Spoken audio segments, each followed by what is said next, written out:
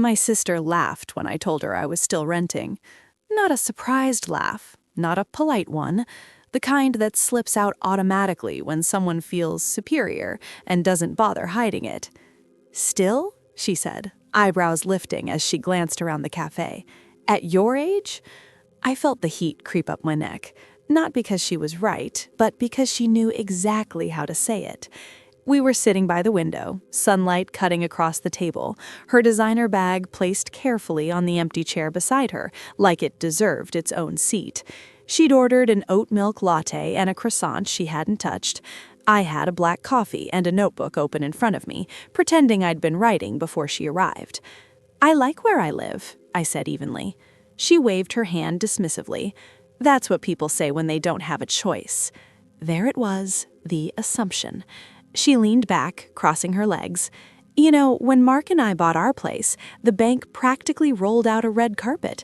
Interest rates locked, equity building. It's just smarter." Smarter. She loved that word, used it the same way she used stable, grown up, and responsible. All words she'd never applied to me. "I'm doing fine," I said. She smiled. "I know you think that." I stared into my coffee, watching the steam curl upward. This wasn't new. My sister had always been ahead, at least on paper. Married by 28, mortgage by 30, holiday photos framed just right for social media, every milestone checked off like a to-do list she'd been given at birth. I'd taken a different route, one she liked to call temporary. "So," she continued, lowering her voice like she was offering advice, "have you considered asking Mom and Dad for help with a down payment?" I looked up. "No." She tilted her head. "Why not?" "Because I don't need it." She laughed again, softer this time. "You're proud, I get that, but renting forever isn't exactly a plan." Forever. She said it like a threat. I didn't respond. Because what I wanted to say, what I'd been holding back for years, wasn't something I could explain over coffee. Not yet. The truth was, I was renting, technically, but not in the way she thought, and certainly not in the way she was picturing. "Anyway," she said, checking her phone, "I have a meeting at the bank later, refinancing. You know how it is." I nodded. "Actually, I do." She smirked. "Oh?" "Yeah," I said lightly. "I have an appointment there too." Her brows knit together. "Why?" "For paperwork," I replied. She rolled her eyes. "Let me guess, another lease renewal?" I didn't answer, because at that moment, my phone buzzed. A notification. Reminder, bank appointment, 2 p.m. Same bank, same branch. She glanced at my screen before I could turn it away. "Oh, wow," she said, laughing. "We're practically on the same schedule. That's cute." Cute. We paid separately, she insisted, another subtle reminder of who she thought was winning. As we stood to leave, she leaned in and lowered her voice. "I'm not judging," she said. "I just worry about you." I smiled politely. "You don't have to." She paused. "Why?" "Because you don't actually know what's going on." Her smile tightened. "I know you're renting." I met her eyes. "That's not the whole story." She scoffed. "It never is with you." We walked out together, the afternoon heat pressing down on us as we headed toward the parking lot. "Maybe someday," she said casually, unlocking her car, "you'll get serious."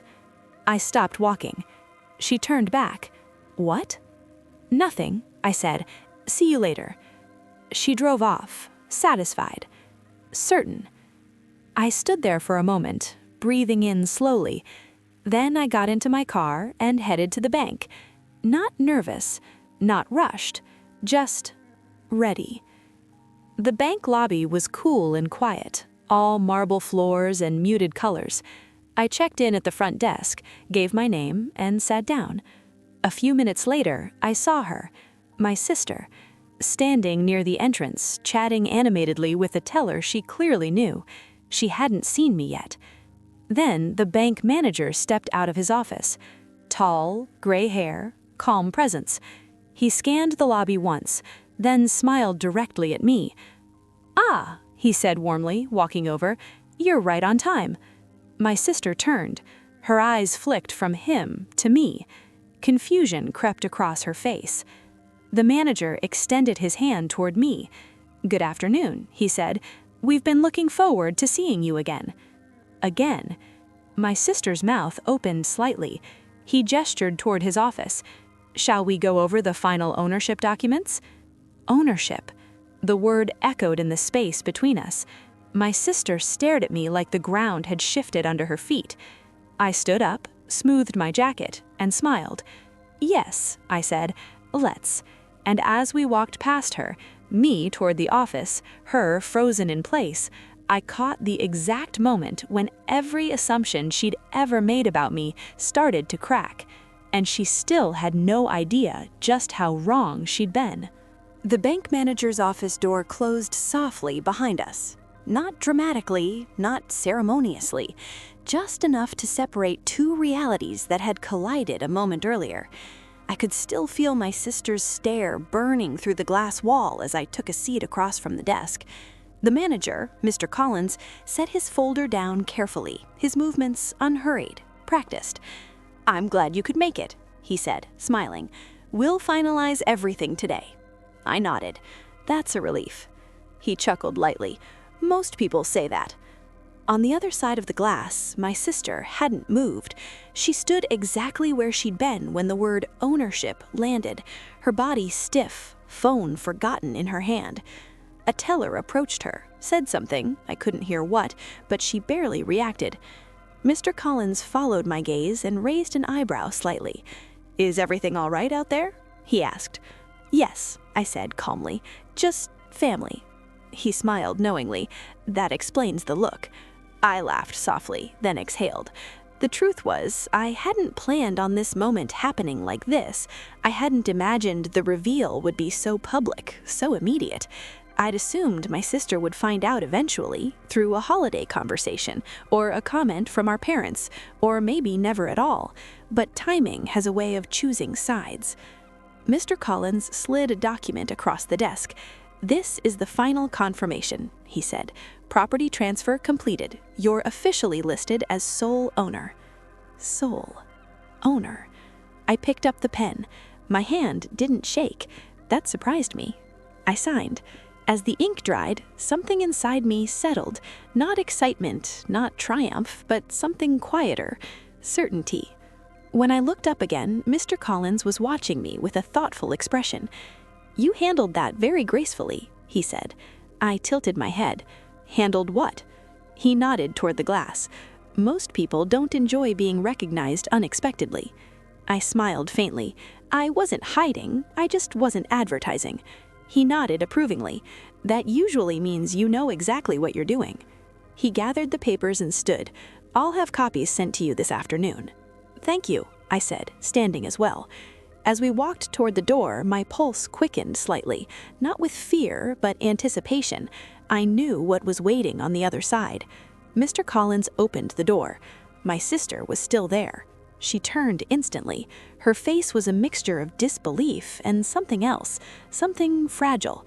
"Why didn't you tell me?" she blurted out. Mr. Collins paused, sensing the shift. "I'll give you two a moment," he said politely, stepping away. The door clicked shut behind him. The lobby felt smaller now. "I didn't think it was my responsibility," I said calmly. "You let me talk like an idiot," she snapped. "I let you talk. The rest was your choice." Her cheeks flushed. "You said you were renting." "I am," I said, "from myself." She stared at me. What does that even mean? I leaned against the counter, unbothered. It means the building is in my company's name. It means I structured it for tax efficiency. It means I didn't feel the need to explain myself over coffee. Her mouth opened, closed. "You own the whole building?" she asked finally. "Yes." "How?" The question wasn't curiosity, it was accusation. "I invested early," I said, quietly. "I reinvested profits instead of upgrading handbags." Her eyes flicked instinctively to her designer bag. I didn't comment. "You made me look stupid," she said. I met her gaze. No, you did that when you decided worth only looks one way. She crossed her arms. You could have corrected me. I could have, I agreed, but I wanted to see how you treat. Her cheeks flushed. You said you were renting. I am, I said, from myself.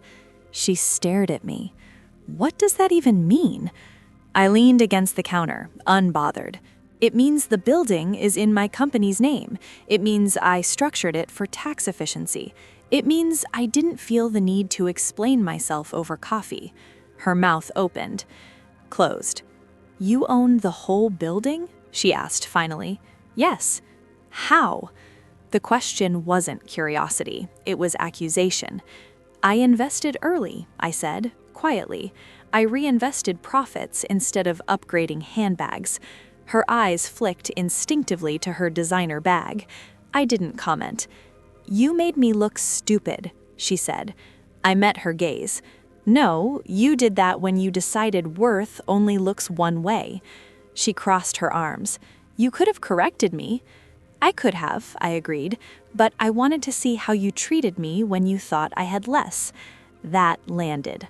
Hard. She swallowed. So this was some kind of test? No, I replied. It was information. She scoffed weakly. You're unbelievable. I smiled softly.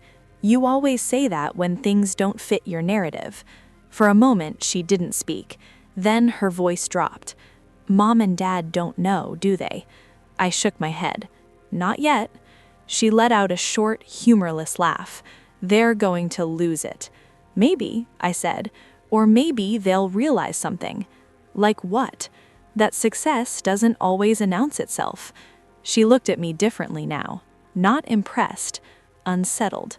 So all this time, she said slowly, when I was worried about you, you were worried about a version of me that made you comfortable, I replied. Her jaw tightened. You enjoyed this. I considered that. No, I said honestly, but I needed it. She shook her head. You're not the person I thought you were. I met her eyes. That's because you never asked. The teller called her name then, her refinancing appointment.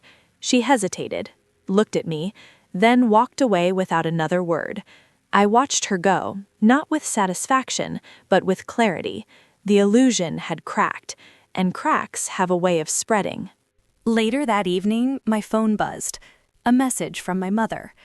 Your sister mentioned something strange today. Care to explain? I stared at the screen for a long moment, then typed back, Sure, let's talk when you're ready to listen. I didn't send anything else, because the truth was, this wasn't about property. It never had been. It was about who got to define success, who got to feel superior, and who was expected to stay small to preserve the story. My sister had laughed at me for renting. She'd thought she understood the whole picture. But the bank manager calling me the owner wasn't the climax. It was the opening. Because now that the truth was out, the real reckoning was about to begin. My parents didn't wait long. 2 days after the bank, my mother called just after dinner, early enough that she expected me to answer, late enough that she could sound wounded if I didn't. I let it ring once, twice. Then I picked up. So, she said without preamble, your sister tells me you own property. I smiled to myself. No greeting, no concern, straight to the point. Yes, I said. Silence. Then, carefully, you told us you were renting. I am, I replied. That hasn't changed. Her tone sharpened. Don't play games. I'm not, I said calmly. I just never gave you the full structure. Another pause. I could hear her recalibrating, deciding which angle to take. Why wouldn't you tell your family something like that? She asked. I leaned back against my kitchen counter. Why would I? Because we worry, because we care. I closed my eyes for a second. You didn't worry, I said. You compared. That's not fair, she snapped. It's accurate. She inhaled sharply. Your sister said the bank manager called you the owner. Yes. And you just let her find out that way? I didn't orchestrate it. I didn't prevent it either. Her voice dropped. You embarrassed her. I opened my eyes. She embarrassed herself when she decided renting was shameful. That's not what she meant. That's exactly what she meant, I said quietly. The line went silent again. Then my father's voice came on. You should come by. We should talk as a family. I knew what that meant. A living room interrogation. Concern disguised as authority. Questions designed to corner, not understand. I'm open to talking, I said, not to being managed. That's a strange way to speak to your parents, my mother said. No, I replied, it's a clear one. Another pause. Just dinner, my father said. No drama. I almost laughed. All right, I said, but I won't be defending myself. They agreed too quickly. That should have warned me. Sunday dinner felt familiar in the worst way. Same table, same seating, same tension disguised as comfort. My sister was already there when I arrived, sitting stiffly with her arms crossed. She didn't look up when I walked in. My mother hovered in the kitchen, making unnecessary adjustments. My father poured wine with too much focus. We sat. No one spoke for a full minute. Finally, my mother said, "Your sister feels betrayed." I took a sip of water. Because I didn't disclose my finances? Because you let us believe it, she snapped back. I never said that, I replied. You let us believe it, she shot back. I set my glass down. You assumed it. That's the same thing, she said. No, I replied. One is silence, the other is projection.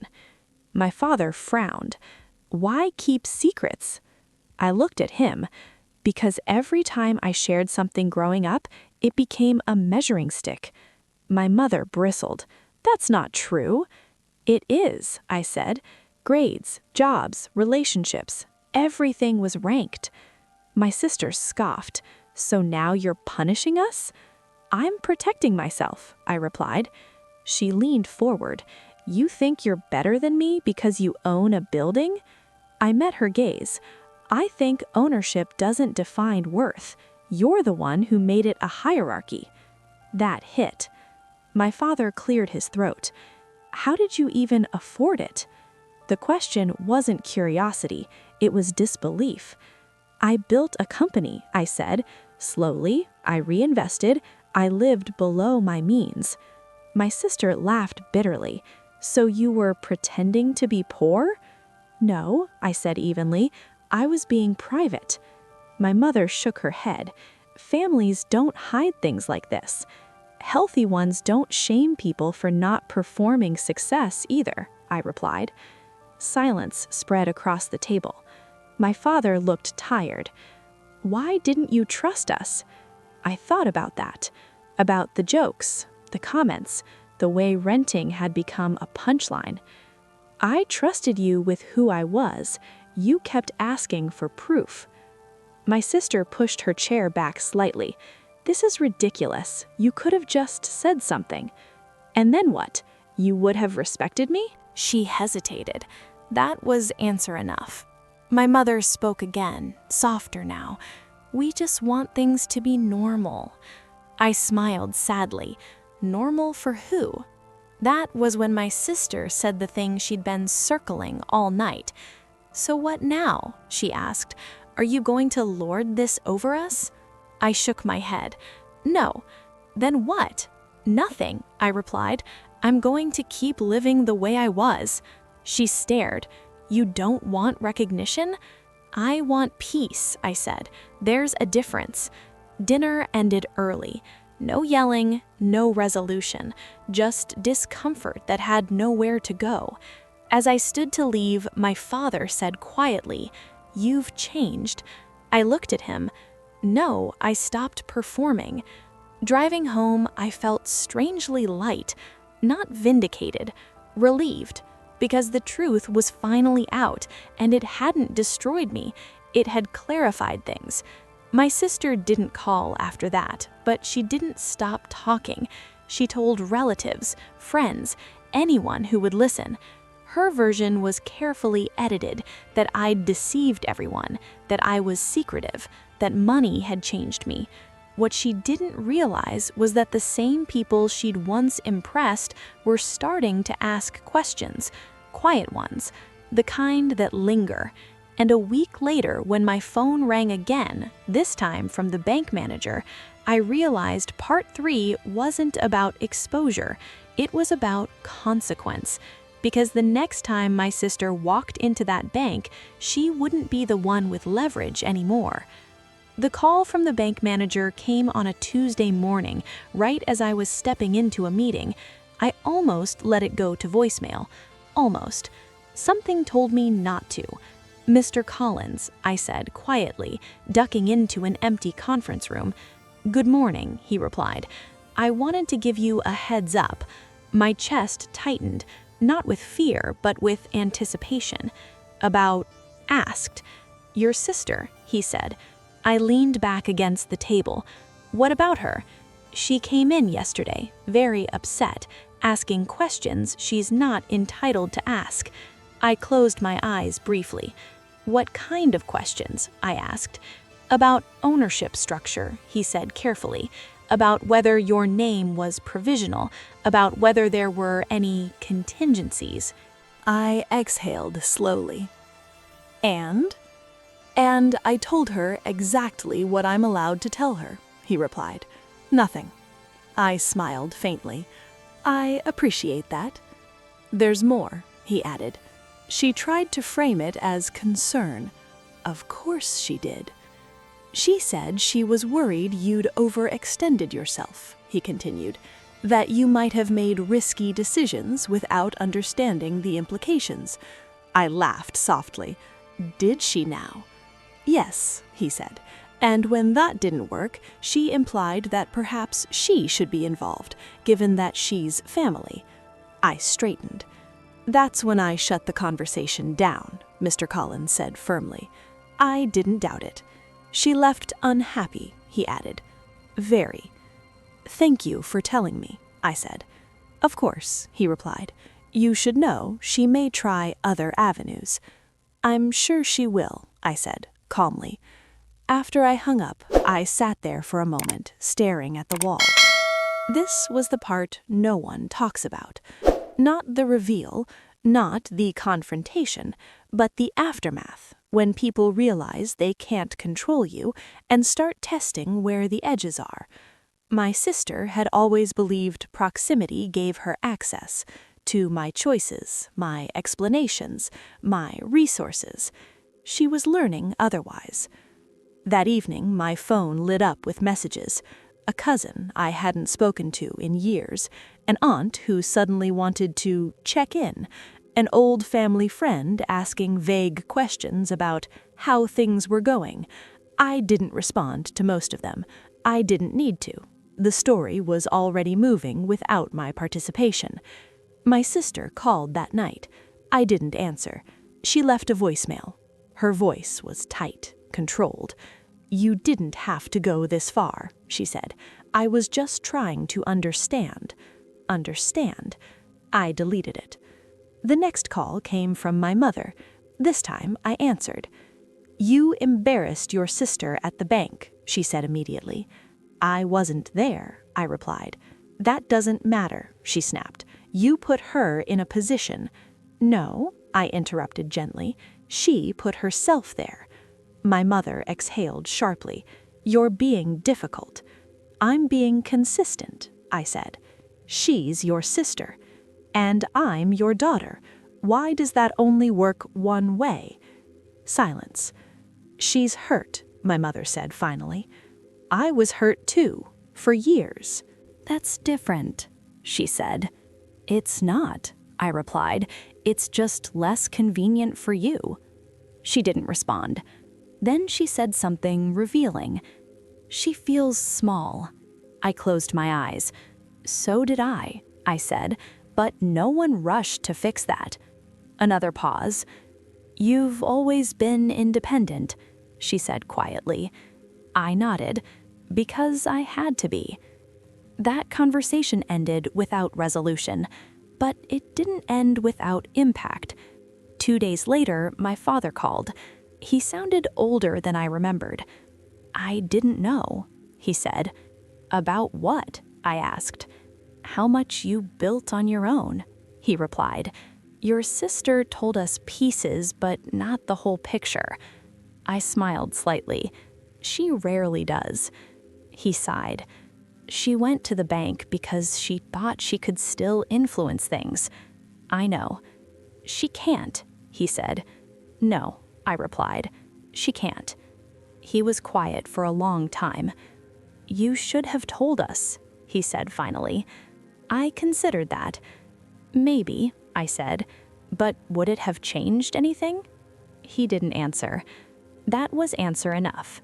The next time I saw my sister was unavoidable. A family birthday dinner, public, neutral territory. I almost didn't go. Then I decided I would. Not to prove anything, but to observe. She arrived late, sat across from me, didn't look at me at first. When she finally did, her smile was tight. "So," she said loudly, "how's the real estate mogul life?" A few heads turned. I smiled calmly. "Busy, like yours." She flushed. "I'm just joking." "I know," I said. "You always are." The table went quiet. She shifted in her seat. "You don't have to be so defensive." "I'm not. I'm just not participating." "In what?" she snapped. "In turning my life into a punchline," I said evenly. She stared at me. My aunt cleared her throat. "Let's not ruin the evening." I nodded. Agreed. Dinner continued awkwardly. But something had changed. She didn't push, didn't prod, didn't make another comment. Because for the first time, the hierarchy she relied on no longer worked. Later, as I stood to leave, she spoke quietly. "You think you've won." I looked at her. This was never a competition. She laughed bitterly. "Everything is." I met her eyes. "Only if you need it to be." She didn't respond. Driving home that night, I realized something important. Owning property hadn't changed how people treated me. Visibility had. And visibility is dangerous when people have been invested in misunderstanding you. My sister hadn't just lost leverage, she'd lost the story. And without it, she didn't know how to relate to me anymore. It would be about choice, about whether I would keep explaining myself or finally let people adjust without my permission. The strangest thing about power shifting is how quiet it becomes afterward. No applause, no dramatic fallout, no cinematic moment where everyone suddenly understands you. Just space. Space where noise used to live. After that dinner, my sister stopped calling altogether. No passive-aggressive texts, no pointed jokes disguised as concern, no attempts to loop me into conversations where she could reassert her version of reality. At first, I thought it was temporary, a pause, a reset. But weeks passed, then months, and the silence held. That was when I realized something important. She wasn't regrouping, she was recalibrating. Because without the story she'd told herself that she was the responsible one, the settled one, the owner, she didn't know where to place herself in relation to me. And without that hierarchy, she didn't know how to speak to me at all. My parents adjusted differently. My mother stopped making comments about money entirely. No more jokes about rent checks, no more comparisons. She talked instead about weather, recipes, neighbors, surface level safety. My father asked questions sometimes, careful ones. "So, how does owning a building actually work? What made you decide to structure it that way?" Not interrogations, curiosity, late but real. I answered when I felt like it, and when I didn't explain why. That, more than anything else, marked the shift, because for the first time, my boundaries weren't framed as rebellion. They were treated as facts. The real change, though, happened internally. I stopped preemptively minimizing myself, stopped saying things like, "It's not a big deal," or "I just got lucky," or "I'm still figuring it out." Not because I wanted to boast, but because shrinking had become a reflex and I didn't need it anymore. One afternoon, months later, I ran into my sister unexpectedly at the grocery store. Same aisle, same brand of coffee. She froze when she saw me. Then she straightened. "Hey," she said. "Hey," I replied. We stood there awkwardly for a moment, the hum of the freezer units filling the space between us. "You still living there?" she asked finally. I smiled. "Yes." She nodded. "Must be convenient." "It is," I said. She hesitated. "I didn't realize how much you'd built." I studied her face. Not defensive, not mocking, just unsure. "I wasn't building to be seen," I said gently. "I was building to be free." She swallowed. "I thought renting meant you were behind," she admitted. "I know," I replied. She nodded slowly. "I guess I needed that to be true."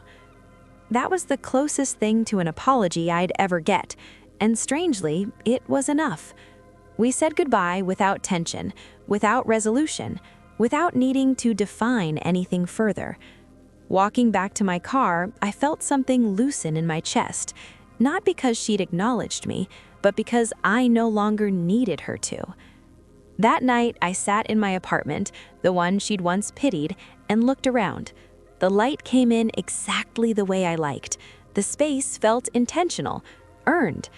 I thought about the word owner, how heavy it sounded when other people used it, how quiet it felt when I carried it myself.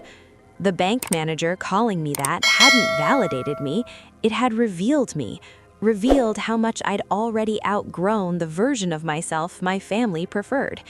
Because they didn't shame me for renting because it was bad, they shamed me because it was safe for them. As long as I stayed behind, their place in the hierarchy stayed intact. The moment that illusion cracked, everything else followed. I still rent, technically. I still don't announce my assets. Still don't correct assumptions unless it matters. Still let people underestimate me when it's convenient. But now, it's a choice, not a defense. And that's the difference. My sister once laughed at me for renting. She thought she was ahead. What she didn't understand was this. Some people race toward milestones. Others build foundations. Quietly, patiently. And when the truth finally surfaces, it doesn't shout. It doesn't argue. It simply stands there, undeniable, like a bank manager calling you the owner and walking away knowing exactly who holds the keys.